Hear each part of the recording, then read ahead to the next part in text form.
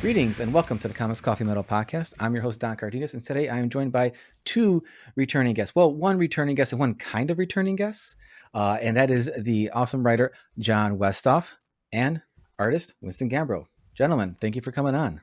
Hey, thanks so much for having me. Thanks for having me back. I guess you're out of guest Jon, again. you've been, you're probably one of the few people in definitely the Chicago comic scene that I've known the longest. I'm sorry for that.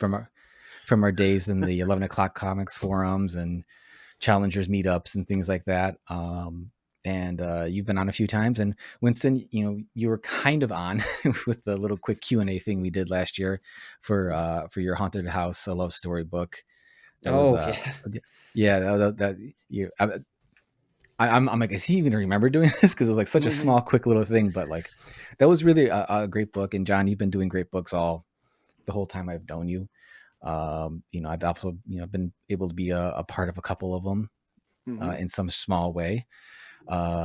Judging by the background, I think I see my my base wolf printed up there. Did I ever give you a print of that? Yeah, I have okay. I just want to make original, sure. But I did a test print and just figured I'd hang it up.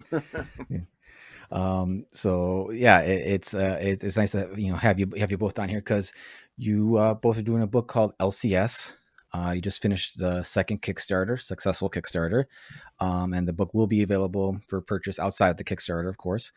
And I want to get into like how your working relationship is and all the kind of cool, fun stuff with that. But first, it's the name of the show. We got to do it. Comics, Coffee, Metal. What have you guys been digging lately? We could start with Jon.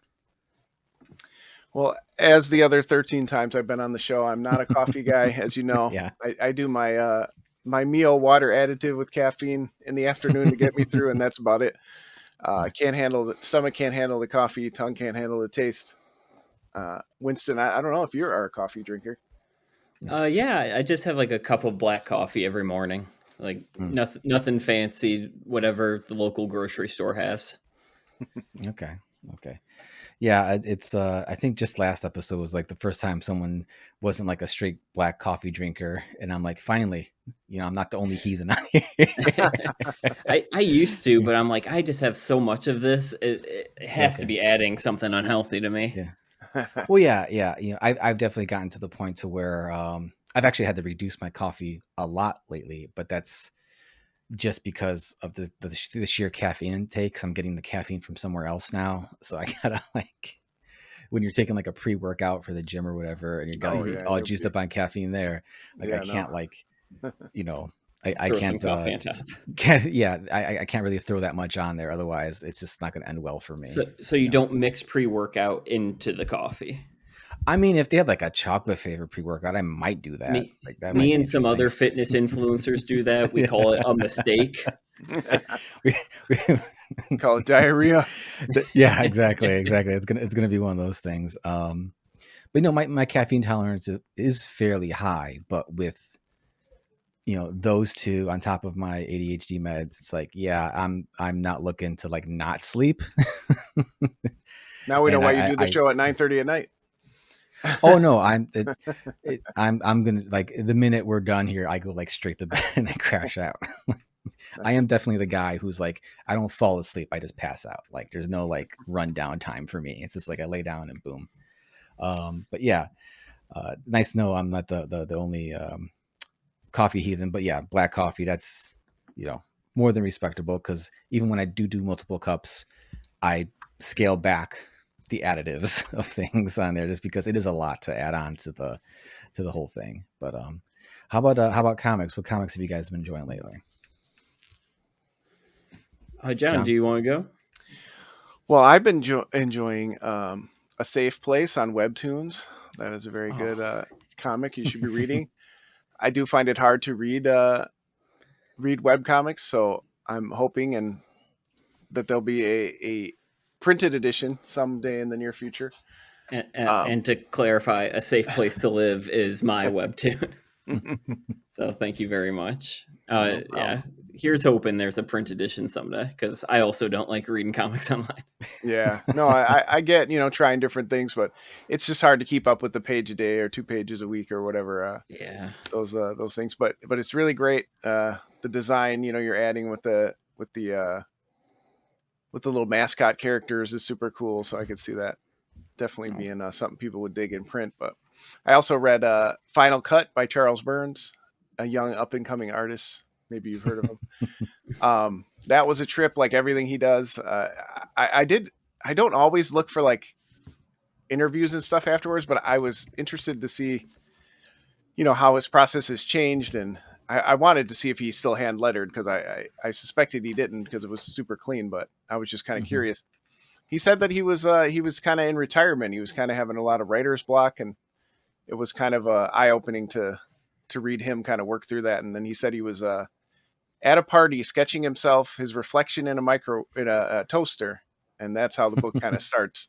The main character is sketching this weird, creepy alien thing in a toaster that he says is his self-portrait.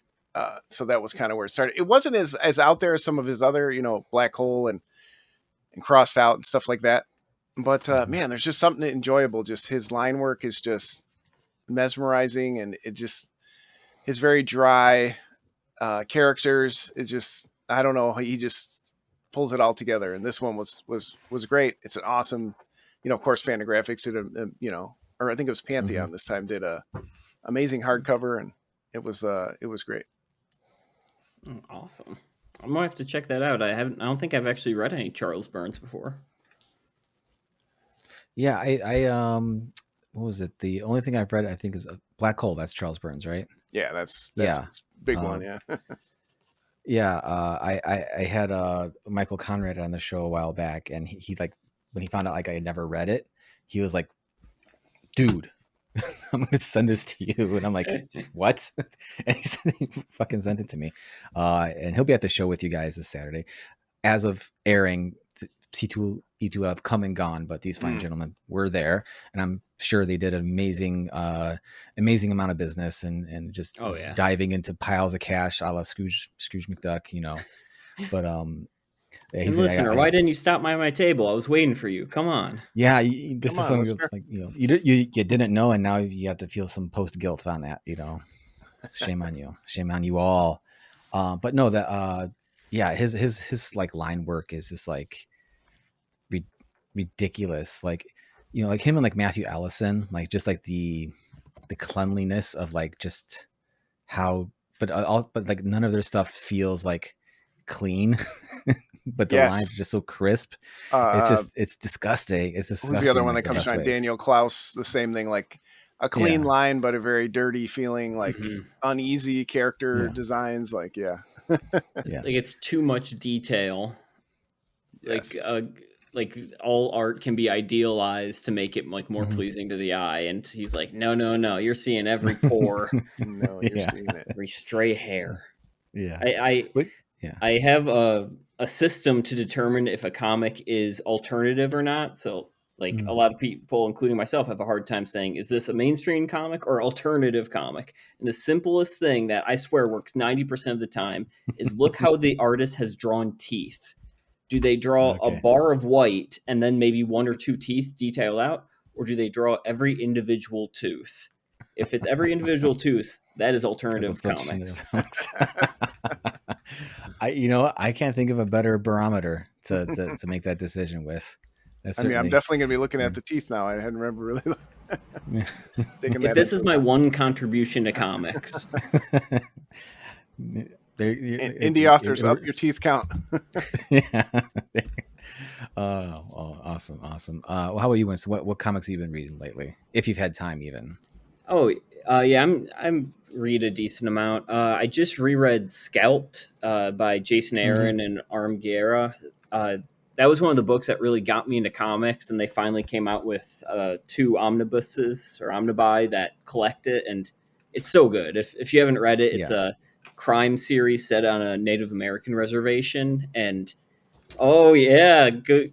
There you go. One of my favorites. It's just like the perfect crime series. Has this whole cast of characters just constantly interweaving and just barely surviving as they are struggling in every step of the way. It's like the perfect crime book that I feel like no one talks about. So anyway, one of the we can debate whether or not certain TV shows might have taken things from it. I know it was in development for a long time, but I just cannot believe that it wasn't. It's such a good story. There's so much depth to the characters. Like, how did they not just make this and make $1 billion? Like, with like I don't get it. The Justifieds and the Longmires and the Yellowstones, like absolutely, or like Dark Winds now. Like, how is this not? I read the first. I believe I read the first few volumes. I never finished it. I had them, but I think they were in like a mass box. I just like donated to our library to have. So maybe I need to get off my ass and go back and finish off that series. I have the original hardcovers. I didn't know there was 2 omnibus editions. I'm a sucker for a hardcover, nice collected edition. So I'll have to look into maybe swapping those out. But yeah, that's definitely. I know a lot of people say recommend the must read this, and there's only so much time in the day. But if you like Breaking Bad or any of those shows that are like really hard to watch because you like the characters but they're terrible and it ends very terribly for everybody, and this is one of the tops. That is definitely up that alley. I've been rereading Revival because I'm really excited for the TV show to come out. I know, and also I need to get the they had like a whole softcover omnibus come out of all of it. I need to pick that up because I need that on my shelf because I just have the single issues. And I've also I actually started the new Transformers series from Skybound. Oh, I've heard good things. And kind of hype. Kind of like like I have no doubts when it comes to like Daniel Warren Johnson doing something great. Like it's just like how great or / emotionally wrecking is this going to be to me? But like kind of like going back to like the art thing, like his stuff is like so messy. It's like, but it feels so clean. It feels so smooth.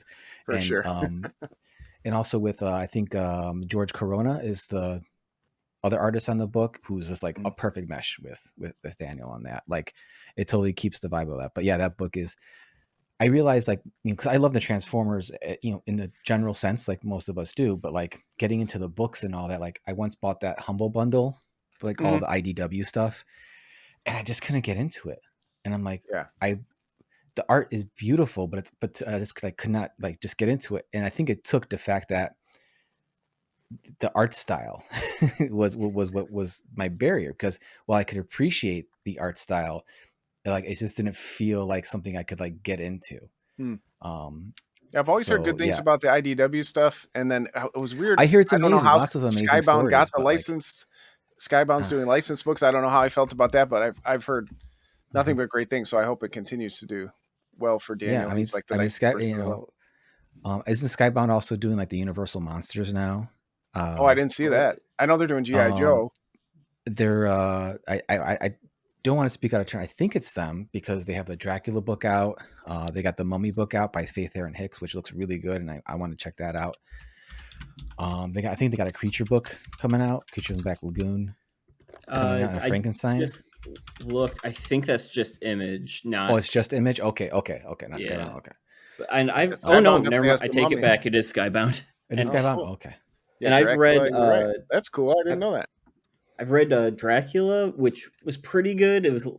It's by the Department of Truth team, which I love. Yeah. And then Creature from the Black Lagoon, which really I don't think I was familiar with the creators, but that was the standout for me. Nice. Yeah, I definitely got to check those out. Maybe not as much Dracula, even though I like the creative team a lot. And for a guy who draws a vampire book, like I'm just not super into like that kind of like the romantic vampire. Not that I would expect that to be like the full on thing, but like just that kind of vibe. I'm like, I like the nasty Blade 2, goblin looking motherfucker vampires. That's what I like. So Ram V writing Creature from the Black Lagoon. Yeah. Dave Stewart on colors. Sign me up. There you go. So awesome. I did not know that. Well, I don't know how that got past me. Well, Winston, you told me before the show you're not really a metal guy, but like what is your go-to music? What is the stuff that gets you either pumped up or chilled out or whatever it is you feel like talking about? I don't listen to a ton of music, but my favorite artist is 21 Pilots. I went to my first concert ever this year, which was them, and they killed it. last year, I'm being told off camera. Pardon me. Oh, gotcha. My assistant has informed me. Yes, my assistant. And then I listened to all the Grammy noms for best album and best artist this year. So I got introduced to Chapel Rowan, and I like her a lot. Okay. Nice. Love me some Chapel Rowan. How about you, John? What's been spinning over at Casa de Westhoff? Well, besides Chapel Roan constantly, metal wise, I think the two biggest that were really on my radar this year is Absolute Elsewhere by Blood Incantation. Just caught me out of nowhere. I wasn't familiar with them. My buddy's like, "Hey, listen to it. Do you like, it doesn't sound anything like metal stuff, space really, wizards?" Like, I'm like, I think I like those things. It's nuts. Yeah. And it's like one long song, and it's like something if someone described it to you, you'd be like, I don't want to listen to that. And then you listen to it and you're like, this is amazing. You listen to it at the grocery store, you're like, feel like you're, on acid or something like that. And the other one was, oh, go ahead. It's definitely like that. The other one was Callous Cowboys. I got into them this year. They've actually rolled through Chicago a couple times and I've missed them, but they're just amazing, heir to Dillinger Escape Plan or, those kind of crazy bands. And they got a freaking violin player and they're just insane. And I love them. Yeah. Fellow Chicago area comic creator, Mark Bouchard, they told me about Callous Cowboys a few times. I haven't like fully become a convert to them, but they've definitely earned some spots in some playlists for sure. For nice. Me, but so Winston, usually if someone's like not really into metal, I kind of want to like see if I can find like a gateway in for you. Yeah, if that's something you're interested in. Yeah. So you're kind of saying you like 21 Pilots, you like Chapel Roan. I don't know, John. Maybe you can double team with me here. Do you think Winston would dig Sleep Token? Oh, I think that would be a good gateway. Yeah, if they're kind of I don't want to say poppy, but they they have cleaner vocals. No, they're definitely more like there's melodic. Not a ton of like harsh vocals in it. There's a lot of like more mellow, melodic singing. Yeah, but it's also very dark. Very dark themes. And the big heavy sections and stuff like that. I think that's a good call.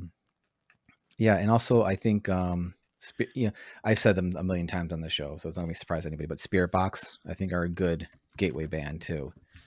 Especially if you start with their Rotoscope EP, because that has a lot more of the synthy, upbeat kind of stuff.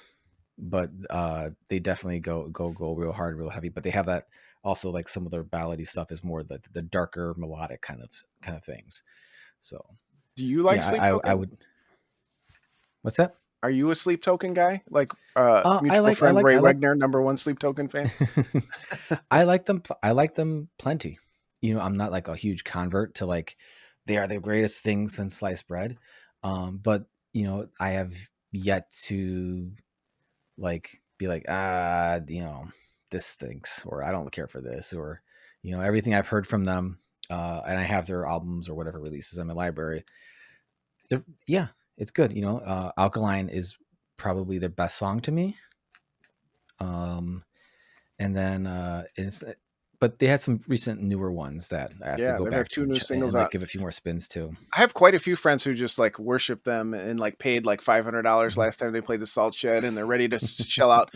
Ray and Arnie and my buddy Rich are ready to like drop their mortgage payment on, and I'm like, I mean, they are good, but I'm like, they just didn't strike me like that. They weren't one of the bands that like kind of not me like that. But was it something? Oh, speaking of Ray Wegner, who's also contributed a cover to L.C.S. your book. The newest Machine Head has been really like singles have been really good, and isn't he a big Machine Head? Oh yeah, fan? That's probably his number 2 or 3 band. Yeah, they came through last year, and I really wanted to see them, but I couldn't swing it. I couldn't find a partner in crime because I can drag my wife to some things, but like Machine, I think it was like just Machine text Ray. They're probably there. I'm trying to think what the lineup was. It was like a lot harder bands. and I couldn't dig it because I did get to drag her to Gojira, Spirit Box, and Korn. Nice. Like I could care less about Korn, but like, Yeah. and they put on a fine show. Like we stayed for it; it was fine. We left during the last song. Yeah, they headlined the I was gonna call it the World, but the God, they played the Tweeter Park. Center. Ugh. Yeah. Nasty. It was the sound was not great, but we were like dead center in the middle. You know, I was there for Spirit Box and Gojira, and I was fucking happy. That's a good show when you're an old man, though. Then you can leave for the I could sit down, like, and just leave. Seats. I mean, the best part of the Korn set was when we were leaving was just like this 50-year-old lady just fucking losing her shit to Freak on a Leash, like just like in the aisles, just like doing some weird interpretive dance. And I'm like, you go, you're having the best night right now, lady. Good on you, honey. Wow. Nice. But yeah, I'll send you some links to some stuff in the email. Do. Try to get some converts to metal because I like everything, so like I'm down with the Chapel Roans and the all that, trying to get my kids to at least tolerate metal when I play it. my son's come a lot farther than my daughter has with it for sure. He calls it Godzilla music. So is this like the reverse stereotype where it's like conservative parent and a metalhead son, and you're raising like kids with little ties? Like pay taxes. My son, he loves some good synth pop. I'll tell you that. We can mesh there, and also what was that song, the APT song, whatever, from Rose and Bruno Mars. Like that's his latest jam. He's like walks around the house. He's 5. He's walking around the house. Like, okay, but no, we've jammed some. He lets me jam out on some Tegan and Sarah or some New Paramore or some stuff like that. He's down with that. So, but yeah, he's cool with the metal as long as I keep it at a lower volume. That's the thing. Because was it the other not too long ago? Like I was just jamming out old Kill 'Em All riffs. Nice. Just trying to relearn some of these riffs, and he was like sitting like right here while I'm jamming out. He's just like drawing on his little pad or whatever. And I'm like, okay, this is more fun than I've had like playing an actual gig. So it's always Metallica. That's the gateway. Yeah, that's the. My kids accepted metal into their hearts when Metallica was on Stranger Things. They're like, all right, Dad, metal's cool now. I'm like, all right. Awesome. Well, guys, thanks for humoring me, Winston, with or in the future humoring me with checking out some of the stuff. Hopefully some of it sticks with you. But onto the main event. You guys have a really awesome book called L.C.S, which Last Comic Shop, right? Right. I'm not messing up the abbreviation here. It's a really cool take on like a post-apocalyptic situation. Lots of, I think, as I mentioned before we started recording, like, twists happening in the first issue that like, I think are unique to this type of genre and all that. And just, couching it with the, the underlying theme of like, collecting comics and things like that. And it being set in Chicago, it was very cool for me to like just pour through it a few times, see the Chicago comics storefront and all that. And I want to dig into, that, how you guys work together, all that jazz. But better than I, you can say it much better than I. Jon, Winston, what is LCS? So LCS, the short pitch is: a series of global catastrophes has left life on Earth decimated and made comic collecting a huge disaster. A group of survivors run the last comic shop on Earth. And that's how we start the story. This is very much a 2-issue pilot, I would call it, to hopefully much more stories in the universe. But there's obviously some twists and turns to why these characters have survived in this world that we won't spoil for you. But it's very much about, collecting, and when everything's gone, what is it that you long for? And I know a lot of people say, oh, I'd be out there, saving puppies and finding my relatives. And I'd be going to the comic shop, finding that pop vinyl I never got, getting those, back issues. Everybody thinks they're going to be the hero in the apocalypse, but we're just probably still going to be hoarding crap like all the shit behind me right now that we don't need for who to finally look get at. that I don't copy know, of Amazing Fantasy 15. exactly. Which is a joke in the first issue. Literally, prying it from someone's cold dead hands. Yep. If it had turned to dust, but I love, like a lot of people, I love post-apocalyptic fiction, The Walking Dead and The Road and all these, amazing authors, Last of Us. Why can I not remember the name of it? I Am Legend. Sorry. Okay. But when you think about that, and you think about post-apocalyptic fiction, 28 Days Later is another of my favorite one.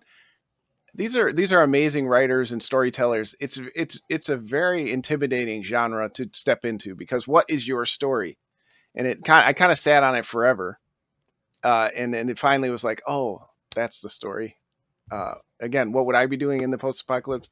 If I was bored and my family was all dead, I'd be, going around digging through rubble looking for stuff. So that was kind of how it started. Yeah. And there's been a good response to it. It was a great response to issue 2. People were super excited. We had a ton of backers and couldn't be happier with where it's at. Awesome. So yeah, John, as you mentioned, you kind of had the story kind of bubbling for a while. And so when you finally teamed up with Winston on it, was there any kind of like changes you made to when you knew Winston would be drawing it? Like, okay, you know what? I know maybe, tailor this a little bit more, or was it kind of just, here's the script and Winston's like, cool, I'm gonna draw the fuck out of it.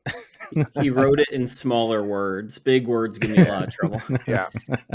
I definitely had to put it through a filter, get all the big words out of there. But no, plot twist, for Winston and those listening. But I had the original idea for 5-6 years.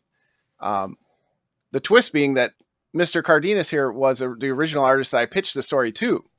What? And at the time, it was just those first 8 pages. And I hadn't really fleshed out the story really at all. And I gave Winston kind of that same pitch. And I said, if you're interested in it, I kind of laid out, basically like all my stories. Yeah, sure, it's post-apocalyptic where, there's jokes about comic shops and stuff, but it's also about, things not working out how you wanted, and being very sad emo boy, which is what all the stories I write end up being about anyway. And he said, oh yeah, I'm in for that shit. And so we kind of went from there. After he did that for the first pitch pages, that was where I really felt like the characters were real then. Jens and Cole in the first scene that I had ever written for the story, just the way he drew them, the way they interacted, it just, that was where the story kind of blew up. And I had some plot points where I wanted that, first story to go and where bigger stories would go. But it wasn't until we really did those first 8 pages and seeing Winston's art and his colors, then it was like, okay, where do we go from here? And then he kind of threw out some ideas, that he had, and we kind of talked it through, and that became the reason it wasn't a one shot is because the story got even a little bigger than I thought. So we split it into 2 issues.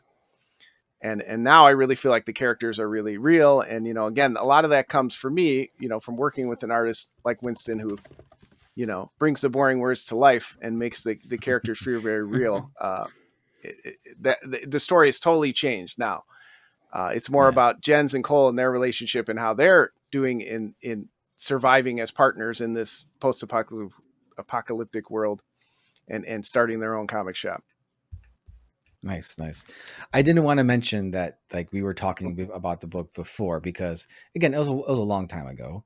And, obviously, we've always, I think circled around working with each other back and forth, and we very briefly we have on a few things, but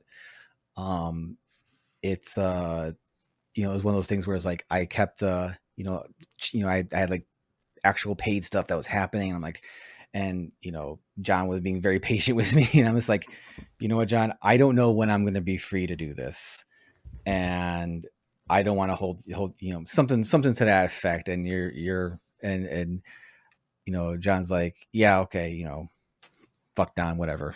This Well, fucking then I was really hurt by that, so I put that hurt into the book, and that's you yeah. got to use but those real emotions. But then when I found out that Winston was going to be drawing it, I'm like, well, this works because like, I was aware of your work before, and then of course Haunted House, a love story, like just thinking about that, and then seeing the book and then reading the book, like, I feel like like this was like how it was supposed to be, because I don't know. Again, you mentioned those first 8 pages, and then like it kind of developed more from there. So like, if it really feels like one of those like alternate realities. Like, I don't necessarily think if I was like I probably would have pushed you to make it more about like weird goopy monster shit. And there's definitely as opposed to like a compelling story. And I hope you're not let down, by that fact, because obviously you're in a post-apocalyptic world. We've shared art. Yeah. There's mutants and stuff running around and all kinds of things that we'll explain later. But there's plenty of like monstery, grossy, goops. Yeah. I know goop's been like the word of the week for me. Just talking about things, it's goopy. Just call me Gwyneth. It's just like, yeah, everything's goop. But no, but I think you're right. It's sometimes things don't always work out, and that's okay, right? You find the right person for the job, because they did work out. Yeah, and obviously Winston's color choices and his designs and everything, have really just been. I think that really adds, And Winston, I think I kind of mentioned that when we had the Q&A with your previous book, like just like your color choices are always like super like mood setting and just like super vibe giving, and it's just like, again, like I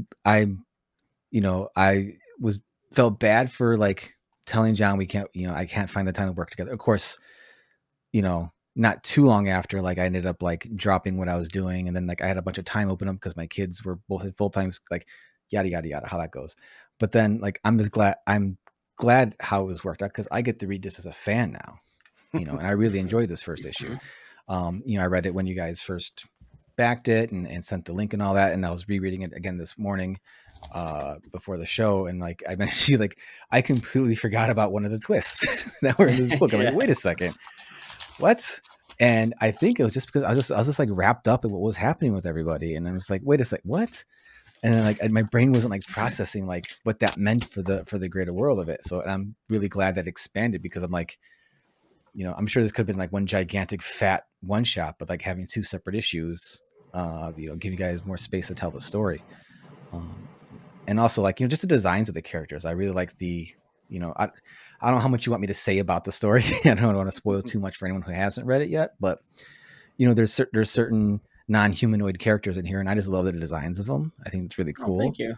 And again, just like paired with the color choices and the storytelling choices, of course. And, Jon, I think it's obvious it's your best scripting and story like to date, but, I've, always thought you've had a real good ear for dialogue and all that. And, it's just, I'm always glad to like read comics from my friends, because it's like, just not only just like seeing growth over the years as they pass, but also it's like, knowing they're always good and just seeing them get better is something that's, I don't have any hater bones in my body for that kind of stuff. I'm a fan of comics, and if I get to read cool fucking comics, then like I'm happy.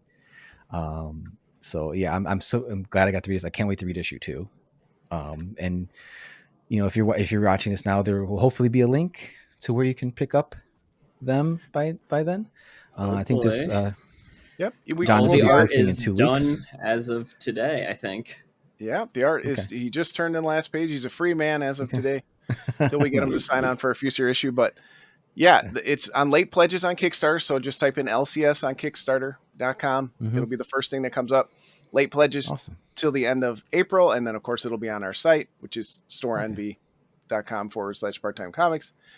It'll be there, and we'll see. Again, both the Kickstarters had a great response, but we understand how it is, right? We wanted to give people a satisfying kind of pilot episode again, and then kind of decide where the series is and figure things out for the future. see what schedules are like and things like that in the future. But there's definitely a bigger story. We hope we leave you, with a satisfying story here. But yeah, we'd love to play around in this universe, going forward.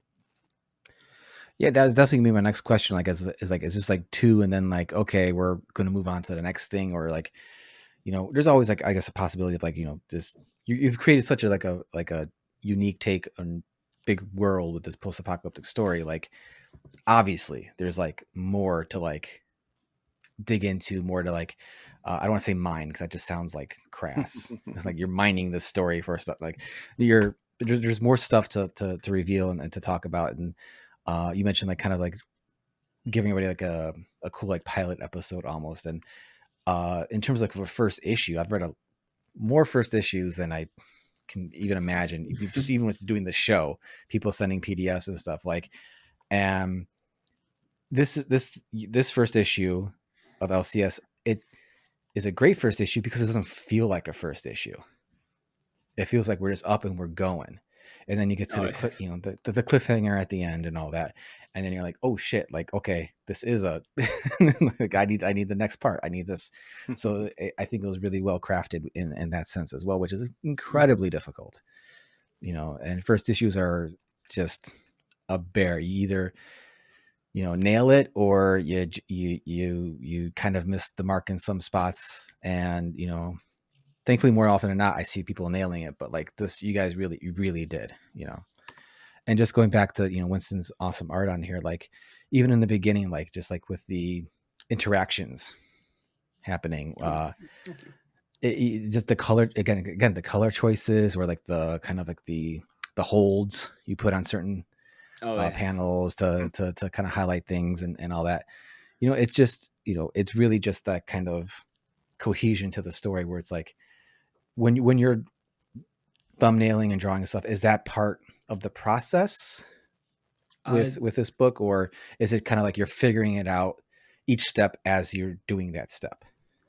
So the colors really didn't come into the thumbnailing process. For each one of every project I do, I kind of like to make it look visually distinct. Like, I just get bored easily and I love to experiment. So when I was trying to figure out what to do with LCS, I flatted the page and I had some colors going based off of like a vintage romance comic that I was just eyedropping.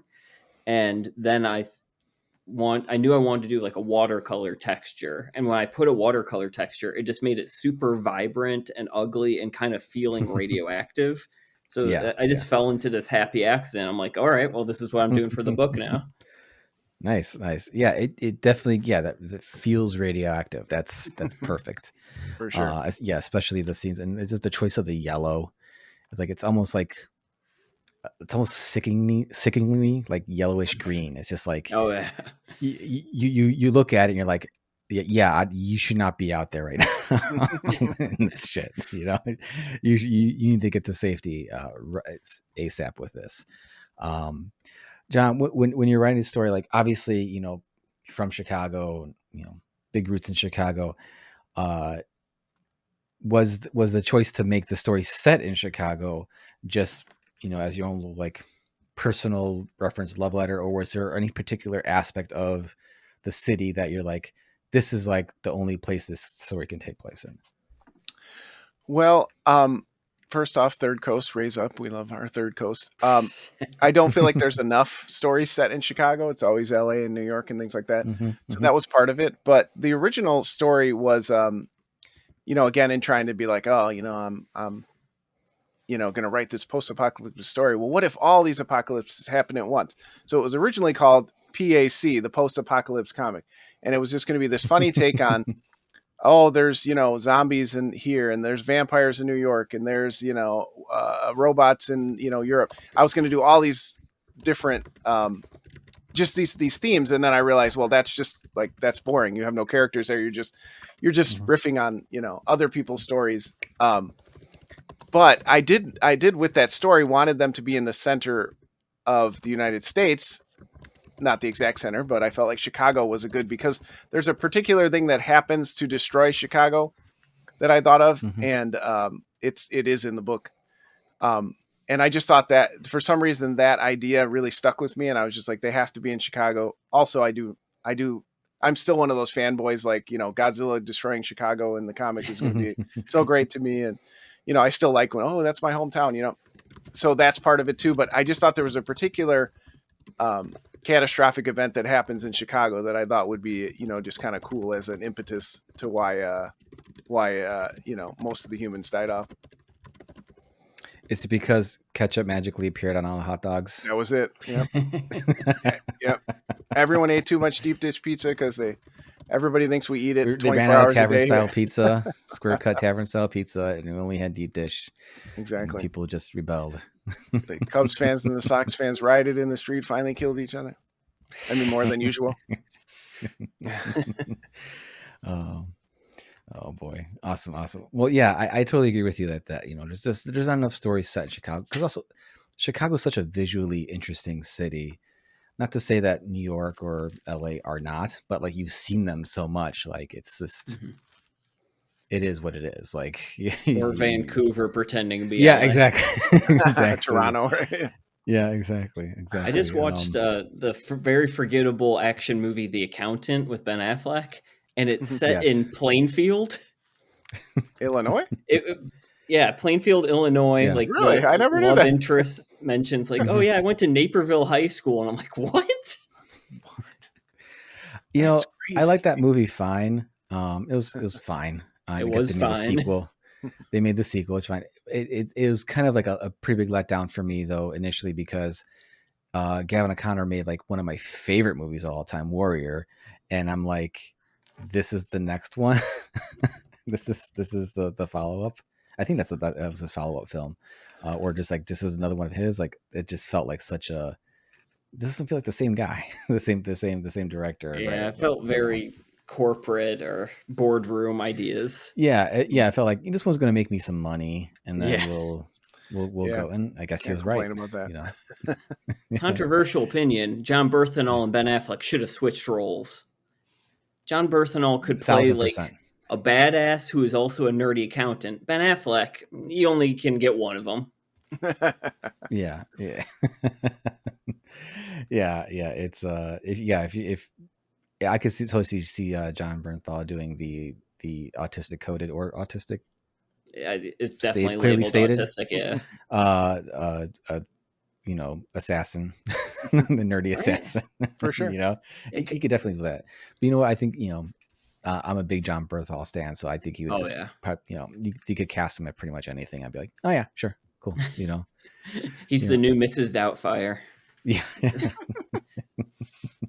I just think, and also like playing them up, sorry, spoilers, playing them up as brothers, I feel like a missed opportunity. It's been a missed opportunity not to have like Frank Grillo and John Bernthal be brothers. Oh, absolutely.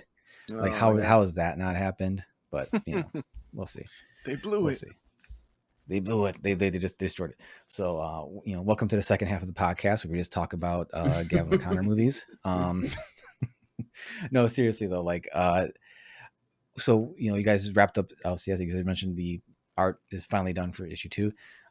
Have y'all, not to just add more to it, but like, have you guys talked about like what's next? Are you guys thinking about collaborating on something else in the future, or are you kind of like taking a little breather from this? Because I know firsthand like just how stressful it all is just to get the book out and done. And it's like, then it's always like, well, what's next? It's like, Jesus Christ, man, like can I sit with this one for a second?